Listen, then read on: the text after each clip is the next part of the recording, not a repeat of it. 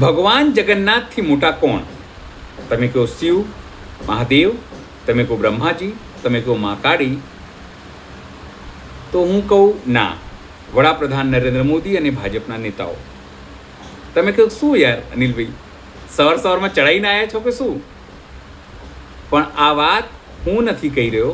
જગન્નાથ યાત્રા દરમિયાન શહેરમાં અલગ અલગ જગ્યા હોર્ડિંગ્સ લાગ્યા છે, જેમાં જગન્નાથ ભગવાનનું મંદિર નીચે વડાપ્રધાનથી લઈને જે તમામ જે નેતાઓ છે, એમના રાષ્ટ્રીય અધ્યક્ષ, એ લોકોનો ફોટો ઉપર. મતલબ શું કે ભાજપના નેતાઓ, વડાપ્રધાન નરેન્દ્ર મોદી અને ભાજપના જે ઉચ્ચ નેતા છે, જેનો ઉચ્ચ કદના કહેવામાં આવે છે, તમામ નેતાઓ ભારતીય જનતા પાર્ટીના એ ભગવાન જગન્નાથથી મોટા છે. એ વાત હું નથી કહી રહ્યો. આ ફોટો તમે જોશો એટલે તમને ખ્યાલ આવી જશે કે આ અક્કલ મઠ્ઠાઓ શું કરી રહ્યા છે. પોતાના ઈષ્ટને લોકોના ઈષ્ટ બનાવવાનો પ્રયત્ન કરી રહ્યા છે. વડાપ્રધાન નરેન્દ્ર મોદી અને જે ભાજપનું શીર્ષ નેતૃત્વ છે, એમને ભગવાન બનાવવાનો પ્રયત્ન કરી રહ્યા છે. કોઈ મૂર્ખ માણસને એ ખબર નહીં પડી હોય કે આ ન કરાય. આ માનસિકતા છે, તમે સમજી લો. એક તરફ રામના નામે મંદિર, ઉચ્ચ પદ પ્રાપ્ત કરવું, વડાપ્રધાન બનવું, સત્તામાં આવવું અને પછી એની અંદર ચોરી. આ માનસિકતા છે ભારતીય જનતા પાર્ટીની.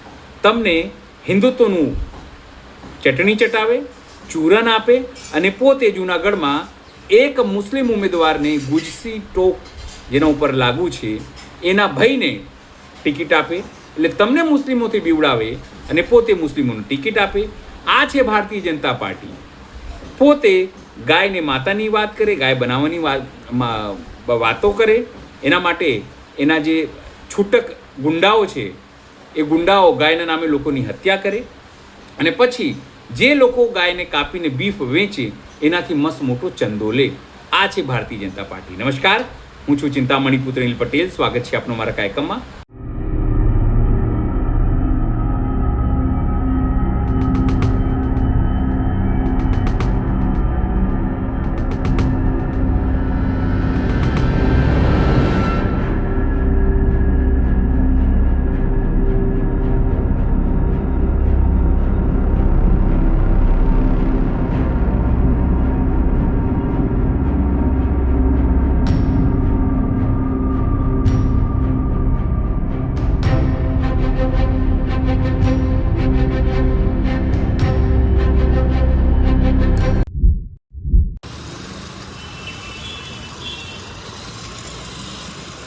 જય જગન્નાથ.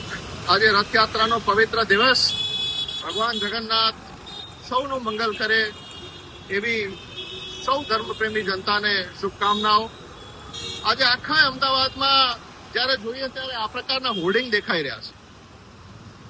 આપણે કહેવાતા હિન્દુઓને દુઃખ થવું જોઈએ. એક સામાન્ય સંસ્કાર, સામાન્ય સમજ આપણામાં હોય કે ભગવાન છે ને એ સર્વોપરી છે, એ ખરેખર જગત પિતા છે, આપણા સૌ ઉપર એમના આશીર્વાદ છે. તો જ્યારે પણ આપણે ભગવાનનો ફોટો ઉપયોગ કરતા હોઈએ ત્યારે એની ઉપર આપણે કોઈ વ્યક્તિના ફોટા ન મૂકીએ. આ પ્રકારના હોર્ડિંગ્સ જોઈને ખૂબ દુઃખ થાય છે કે જાણે ભગવાન એમના આશીર્વાદ લેવા નીકળવાના હોય એ પ્રકારનું આમ ચિત્ર દેખાઈ રહ્યું છે. આ એક અછકલાઈ છે, બુદ્ધિનું પ્રદર્શન છે અને આવું વારંવાર જોવા મળે છે.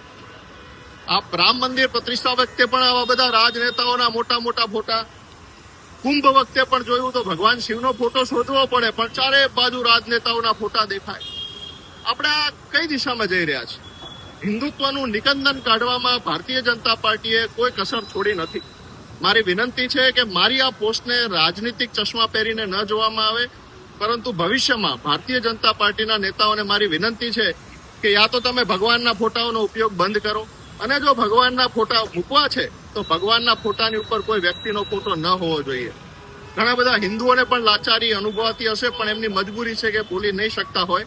ભગવાન સૌને સદબુદ્ધિ આપે, હિન્દુત્વ અખંડ રહે, પ્રચંડ રહે અને સૌની રક્ષા થાય, સૌનું મંગલ થાય, એ જ અભ્યર્થના.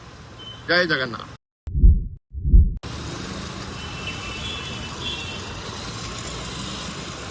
જય જગન્નાથ. આજે રથયાત્રાનો પવિત્ર દિવસ.